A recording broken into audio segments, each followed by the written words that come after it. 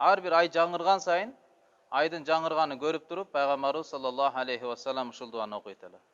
Аллахумма ахиллаху алайна бил амни вал иман вассаламати вал ислам ват тауфиқа лима тухиббу ва тарда. О Аллах, бул айды бизге тынчтык, амандык жана иман менен бизге чыгаргын. Жана саламат жана ислам менен, тынчтык жана ислам менен чыгаргын.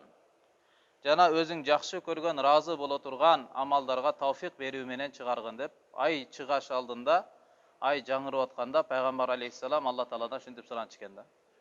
Демек бул тынчтык, саламаттык, амандык Аллах Тааланын сиз менен бизге берген чоң бир неаматы, белеги болуп эсептелинет. Ошондон урматтуу туугандар, мен мурдатан бери да айтып келемин, сиз менен биздин Кыргызстан элинин башында ушундай бир таажы кийилип жүрөт. Ар бирибиздин, эркек аялдын ал таажынын кадыр баркыны башка мамлекеттер, алыска кетпей эле кошуна мамлекеттерге эле чыксаңыздар, ошондо түшүнөбүз канчалык бизде кадыр бартуу, өтө баалуу нерсе башыбызда бар экенинчи. Бул тынчтык, бул эгемендүүлүк, мындай эркиндик, дин тутунуу эркиндиги, урматтуу тууган, бүткүл аламда мындай деңгээлде жакшылык жок.